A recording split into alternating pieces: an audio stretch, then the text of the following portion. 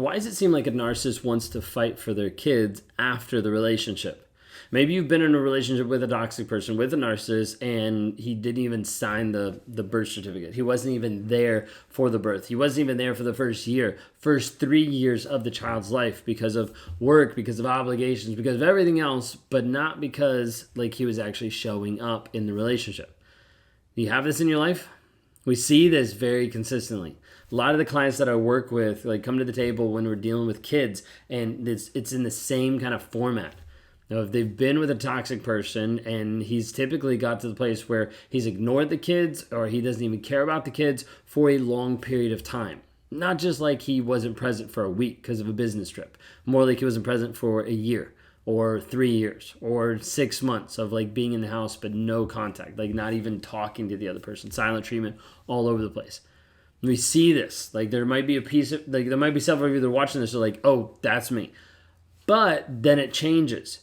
It changes when you get to the place where you're like, I'm going to file for divorce. I'm going to actually separate. I'm going to move these lives apart because of how he's treating me, because of what's happening, because of my growth, all these different pieces. And then it switches. And then that person who seemed completely disconnected all of a sudden switches overnight to be the person that is so invested in your kids. You're like, where was this guy the entire time? Like, where was this person that was actually cared about me and cared about our kids the entire time? How is he gone? Like, how is it just completely switched around? Doesn't make sense, right? What we see is when people start to move into the divorce proceedings or separation, we see it get extremely messy. We see it get long and drawn out. One of the things with people going into it is they get into a place with mediation a lot of times early on. Some states you have to do it, some states you don't. But they get into mediation early on that just drags and prolongs the process even more. Typically, my advice to people is when you're going in a divorce proceeding with a narcissist and going in there with dealing with kids and fighting for custody, all those types of things, like skip the mediation. Don't even worry about it.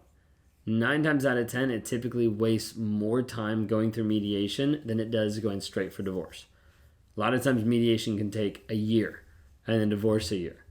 Knock out one and then get out just in 1 year. Like there's a lot of different nuances to it, but this is what we see consistently. But there's aspect of like, why won't he actually let go? Because he hasn't been involved in the kids' lives for several years. And all of a sudden he's like, no, I want 50-50 now. Like, I want to be an active parent. Like, I am an active parent. I'm a great parent. All these things, you're like, where was this? Like, you haven't even shown up. You've never even changed one diaper. You've never even, like, showed up for their games. You never even showed up for anything. And you start to realize there's this big incongruency at the end of the relationship that a narcissist will change to be able to modify and to be able to show up in a different way, making you think that they've either changed or that they're better or that you're the crazy one. Typically, when we're talking about kids and narcissists and custody battles and all different types of pieces with that comes down to 2 things: image and money. The narcissist cares more about their image of how he actually looks to public, how he actually looks to his friends and family, how he looks to his coworkers, how he looks to his religious organization because he's still a good dad and still works with his kids. And there's also the piece of money. That a lot of times a narcissist doesn't want you to have 100% custody for the sole reason because then they'd have to dole out more money to you. That's it. And so there's a lot of times that a narcissist will fight you and will all of a sudden come after the kids, like come after like wanting the kids when they've never wanted them before. Custody gets really sticky sometimes because what you show up to the custody battle saying you want is the one thing you'll never get. Because the narcissist knows, hey, if this is what she wants, I'm going to control her. I'm going to pull it back so she actually doesn't get what she wants. There's a lot of different pieces that kind of walk into this. Like, first off, like one of the things that I would say is like, if you're in custody battle or you're going into custody battle or you're going into the divorce proceedings with kids, first thing to understand is like early on, start working on the BIF method. Brief, informative, friendly, and firm as a communication model, as a communication matrix for communicating to that other person, for being able to exchange information. Okay? Because if you use the BIF model before divorce, a lot of times this will like put you in a positive light to help you move forward with the most positive outcome for custody of the kids. Now, the reason why I say that is because a lot of times people talk about gray rocking. Caveat, gray rocking, I believe, only works 50% of the time from what we've seen. Like for one person, it ramps them up and it makes them even more abusive, more aggressive. For another person, it makes them disinterested and they walk away. But I've only seen it work like 50% of the time.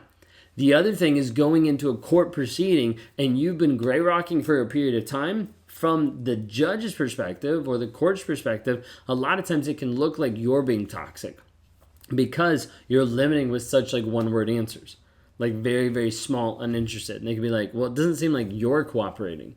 When in reality, you're trying to limit like how much of that toxicity is actually seeping in. But they're not always going to see that. So you have to be really careful about that. So I would recommend using the BIF method. If you haven't already, I would follow Judge Anthony or Anthony Bompiani because he talks specifically about custody battles, custody cases, going into divorce, going into court, all those different things from the judge perspective, while also talking about narcissism at the same time. It's a really awesome combination. He does a really great job explaining and giving information to help people move forward in the most healthiest way possible. Like you have to be able to understand like narcissists will fight for their kids, not for you and not for the kids, but for their own image of how this actually makes them look in the moment. How it makes them look like a better dad, the Disneyland dad, the wonderful mom, like whoever it might be, of making them look at a place of like, hey, I am a good person. The narcissist doesn't want to admit that they're not a good person. Like a narcissist doesn't want to admit like, hey, I didn't show up for their lives, but now I am, which means I've always shown up for their lives. Like they don't want to be able to admit the things that they've done wrong. So what do you actually see? Real life examples. There's a narcissist that'll fight for his kids, and then as soon as he gets 50% custody, he typically picks them up, goes over and drops them off at his parents or at his girlfriend's house so he can go do what he wants. Because he doesn't actually care about your kids. He's more excited to have the 50, so he looks like a good dad, so he saves money, and he passes them off to someone else because the kids are still an inconvenience to him. Doesn't actually help him, doesn't actually give him image or money, so why have them in his life? But he doesn't want to have that look bad if he doesn't have the kids, so he has the kids and then passes them off. Real life example. Second one, fights for custody. Narcissist that fights for custody, but he works third shift. So he never sees the kids. Like the kids are there, but it's never because he actually sees. Like his girlfriend interacts more with them than he does. But he wants the kids because he wants to be that great dad, right? That's what he tells you. That's what he tells everybody else. But the problem is he's not actually demonstrating it. He's not actually showing up because the kids at that point don't actually matter. Now, they could work on different custody, different schedules, different pieces like that. That's not the point. The point is that he actually doesn't care. He's fighting for stuff that he can't actually utilize, that he can't actually work with. But at the end of the day, it's like, I just want to do this to be able to take them from you so that you don't get what you want. And that's a lot of times what we see narcissists do at the end of the relationship is fight for the kids just to hurt you, just to impact you in a negative way. A lot of times people that I talk to, like clients, they're like he knows that if he does this, he's going to hurt me. I'm like, that's why he's doing it.